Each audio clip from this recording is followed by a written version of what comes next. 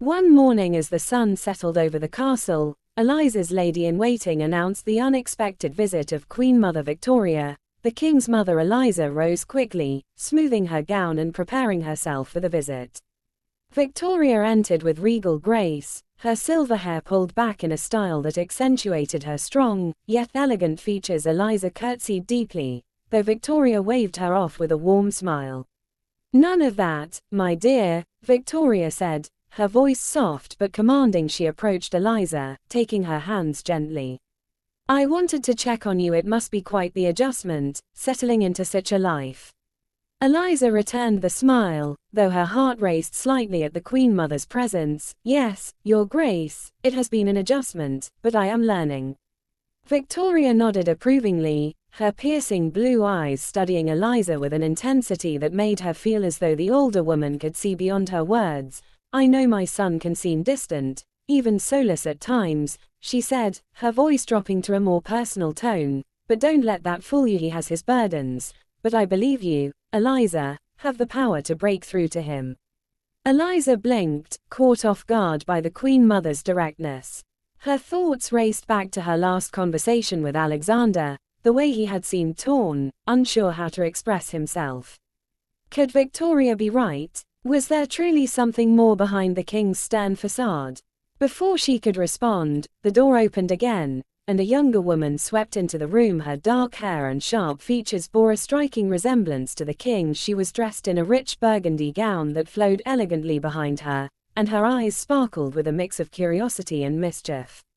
"Eliza," the young woman said with a slight smirk, her tone familiar and playful, "we meet again, at last."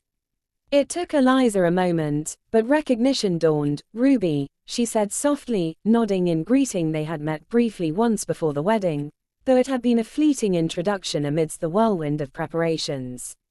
Ruby smiled, though there was an edge to it. "I hope you're enjoying your marriage, despite my brother's absence," she said, her eyes flicking to the empty space where the king should have been. "I do hope his sudden departure isn't the start of a ruined marriage." The words were light, but the meaning beneath them was sharp. Eliza felt the sting, her cheeks flushing slightly, but before she could respond, Victoria stepped forward, placing a gentle yet firm hand on Ruby's arm. "Ruby," she said, her tone a mix of warning and affection, "you must forgive my daughter. She's been beside herself lately, and sometimes her tongue gets ahead of her." Ruby's smile softened, but her eyes still held that mischievous glint. "I'm just concerned, Mother. Our brother is a complicated man." Victoria turned back to Eliza, her expression softening once more. "You mustn't let Ruby worry you, my dear. The king has always been one to take on more than he should, but I know he will return soon. And when he does, it will be you who can reach him, not through titles or duty, but through what you share as husband and wife." Eliza nodded, though her mind swirled with Ruby's words and Victoria's encouragement. She had felt uncertain since the king's departure, but hearing Victoria's faith in her gave her a small spark of hope. Perhaps there was more she could do, more ways to connect with her husband than she had yet realized. As Victoria and Ruby took their leave, the Queen Mother's parting words echoed in Eliza's mind. "You have the power to break through to him." Later that evening, still unsettled by the strange visit from Queen Mother Victoria and Ruby, Eliza sent for her trusted friend, Duchess Charlotte. She needed to make sense of the cryptic undertones of their conversation, particularly Ruby's biting comments and Victoria's sudden concern. When Charlotte arrived, Eliza wasted no time in asking her. "Charlotte," Eliza began as soon as her friend settled into a chair beside her, "I had a visit from the Queen Mother and Ruby today." It was strange. Ruby's words felt loaded, as if there's something more going on. "Do you know anything about it?" Charlotte sighed, her expression growing serious. "Eliza, I wasn't sure if I should mention it to you, but since you ask, there is something going on. There's words circulating in the court about Ruby's marriage." Eliza leaned in, her brow furrowed. "What do you mean?" Charlotte glanced around, ensuring they were alone before continuing in a lowered voice. "Ruby is having marital troubles. More than troubles, really. It's being said that she's involved in an affair with a certain colonial officer." She paused, letting the weight of the words settle in, "and not just any officer. One who has risen quickly in influence and power." Eliza's eyes widened. An affair? She whispered, shocked. Yes, it's no secret among those closest to the court, Charlotte continued. But what makes it even more scandalous is that her husband, the Duke, is not entirely blameless either. He has been pursuing his own affairs outside the marriage. Eliza could hardly believe what she was hearing. Ruby, with her sharp tongue and air of confidence, had given no outward sign that her marriage was crumbling, but it explained the bitterness in her voice when she spoke about marriage and her brother's absence. Does the king know? She asked, her voice barely above a whisper. Charlotte nodded. He does. Ruby has approached the king for a divorce, but he has refused. He believes in the sanctity of marriage and fears the scandal a divorce would bring to the family and the kingdom. Eliza's heart sank. She could now see the reason behind Victoria's visit as well. The Queen Mother, concerned for her daughter and the reputation of the crown, was hoping Eliza's presence might help stabilize the situation, perhaps even influence Alexander's stance. Ruby must be in turmoil, Eliza murmured, her thoughts swelling. No wonder she seemed so tense today. Yes, Charlotte agreed. She's trapped in a marriage where neither party is faithful. Yet she cannot break free, and with the colonial officer involved, it's becoming more than just a private scandal. The king is worried about the political implications. Eliza sat back, absorbing the full extent of the situation. It wasn't just about Ruby's personal troubles. This was a matter of court politics, reputation, and the stability of the royal family. The affair, the denied divorce, the king's refusal. It all painted a picture of a family embroiled in secrets and tensions that could easily unravel in the public eye. Charlotte's expression softened as she looked at her friend. This is why Victoria visited you. She's likely hoping that your influence as the king's wife might help calm the waters. And Ruby, well, her words today were likely born out of her frustration. Eliza nodded slowly, now understanding the depth of the situation. The family was fragile, and she, newly married and only just beginning to find her footing, was somehow being drawn into the center of it all. What should I do? Eliza asked quietly, her mind racing. For now, Charlotte said gently, continue as you have been. Be supportive, but tread carefully. This is a delicate matter, and the last thing you want is to become entangled in Ruby's marital scandal. Your role as queen means your actions will be scrutinized, but if you can, speak with Alexander. He values your opinion more than you think. Eliza nodded, grateful for her friend's wisdom. She now understood the weight behind Ruby's bitterness and the Queen Mother's veiled concerns. This wasn't just about Eliza's marriage anymore. It was about the entire royal family holding together amidst growing tensions.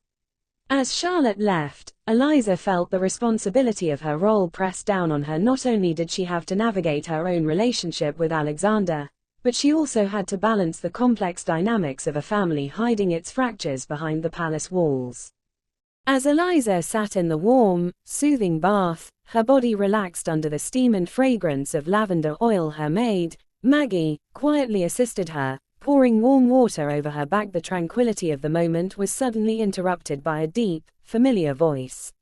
Maggie, excuse us, the king commanded, his tone leaving no room for hesitation. Maggie immediately stopped what she was doing, bowing her head. Your Majesty, she murmured before quickly exiting the room. Eliza's heart leaped at the sound of King Alexander's voice. She hadn't expected him back so soon, and certainly not here. In this intimate moment, his eyes were on her as soon as the door closed behind Maggie, and she could feel the intensity of his gaze lingering on her exposed, bare skin. For a fleeting second, she didn't know whether to cover herself or allow him to look. But then, she remembered the advice from Duchess Charlotte, to seduce him, to show him what he had been missing. So, she made a deliberate choice not to cover up, letting him take in the sight of her as she lounged in the bath, the water barely concealing her naked form.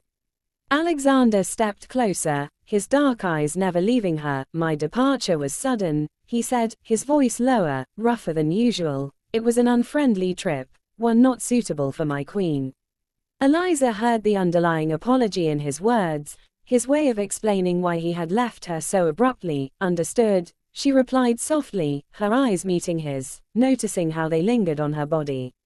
Her heart began to race, but she stayed calm, confident. Slowly, deliberately, she stood from the bath, letting the water cascade off her skin. The soft candlelight flickered against her bare body, and she could feel the heat of his gaze intensify. She made no move to hide herself, knowing that this was her moment. As she reached for her bathrobe, Alexander stepped forward and took it from her hand. The soft fabric slipping through her fingers, the air between them crackled with a palpable tension. He stepped even closer, his large hand wrapping around her waist, pulling her damp body against his. The heat of his touch sent a shiver down her spine.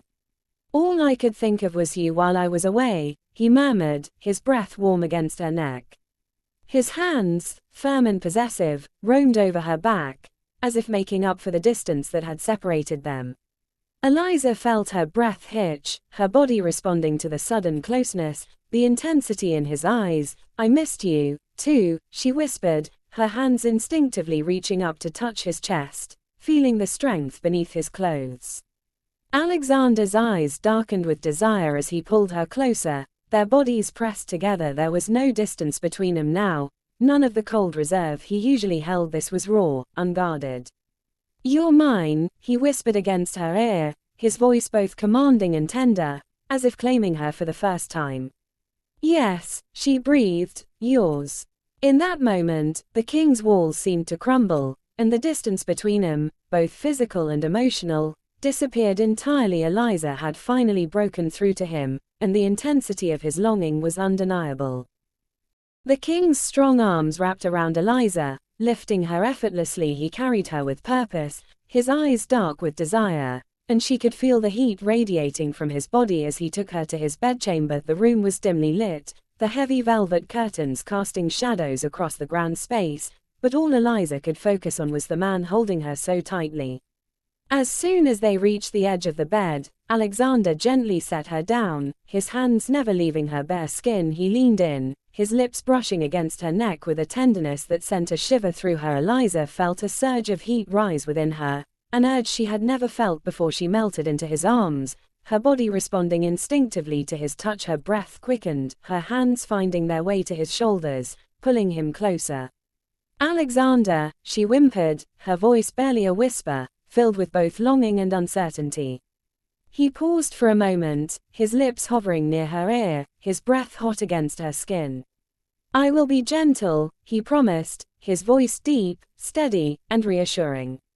The tenderness in his words settled her nerves, and she allowed herself to relax fully into his embrace. His hands, though large and strong, moved carefully over her, as if he were memorizing every inch of her skin. He kissed her again, this time more deeply, his lips trailing from her neck to her collarbone, igniting sensations she had never experienced before. Eliza felt as though the world outside had disappeared, leaving only the two of them. She gave herself over to the moment, letting go of the uncertainty, the walls that had existed between them since their wedding day. This was no longer about duty or obligation. This was something entirely different. It was intimate, real, and for the first time, she felt the connection between them. As he laid her back onto the bed, his body pressed gently against hers, Eliza felt a wave of warmth and comfort, the tension that had been lingering between them dissolving with every touch. True to his word, Alexander was gentle, his movements slow and deliberate, ensuring her comfort with each moment. He made love to her, not as a king to his queen, but as a man who had long desired his wife. Eliza's body responded to him in ways she hadn't known possible. Her heart racing with the overwhelming sensations that coursed through her. She clung to him, her hands gripping his shoulders, her breath catching as pleasure surged through her. In the quiet of the bedchamber, their soft whispers and the sound of their breathing filled the air. The distance that had once defined their marriage was gone, replaced by a closeness that neither of them had known before. As the night wore on, Eliza knew that this moment marked a turning point between them, a new beginning for her and her king. As time passed, Eliza and King Alexander's relationship blossomed into something far deeper than either had expected. The king, once known for his stern demeanor and distant nature, had softened considerably. His affection for Eliza became evident in the way he sought her presence, whether in private moments or at royal events. They began taking trips together, exploring the countryside, visiting neighboring provinces, and even sneaking away to private estates where they could enjoy each other's company away from the demands of court life. During these trips, Alexander allowed himself to relax, to laugh and enjoy life in a way he hadn't before. Eliza had brought out a side of him that few had ever seen, and it only deepened their bond. At formal events, they were inseparable. Eliza, now confident in her role as queen, stood by Alexander's side, radiant and composed. The court, once filled with whispers of tension and formality, now buzzed with admiration for the royal couple. Their genuine affection for each other was apparent in every glance, every shared smile. People adored them, not just as their king and queen but as a couple whose love story had captivated the kingdom. Eliza's presence beside Alexander brought a warmth to his rule, and together, they were seen as a symbol of unity, strength, and love. The grand hall of the palace was alive with the sounds of music and laughter as the royal ball was in full swing. Dressed in her finest gown, Eliza stood with Duchess Charlotte near the grand staircase, the soft glow of chandeliers casting a golden hue over everything. Charlotte leaned in, her eyes twinkling with amusement. "I see the way he looks at you," she teased, her tone affectionate. Eliza smiled, her eyes instinctively drifting toward Alexander, who was speaking with a group of noblemen. His gaze, however, often found hers from across the room, and there was a warmth in his eyes that still sent a flutter through her chest. "It's different now," Eliza replied softly, her heart swelling with the affection she felt for him. Before Charlotte could respond, a sudden commotion from the far side of the room caught their attention. Ruby, Alexander's sister, was visibly agitated, a glass of wine in hand, her behavior becoming more erratic as the night wore on. Her decline had been apparent for some time now, as she struggled with the weight of a loveless marriage and the king's refusal to grant her the divorce she so desperately wanted. Ruby snapped at a servant, her voice loud and sharp, causing heads to turn.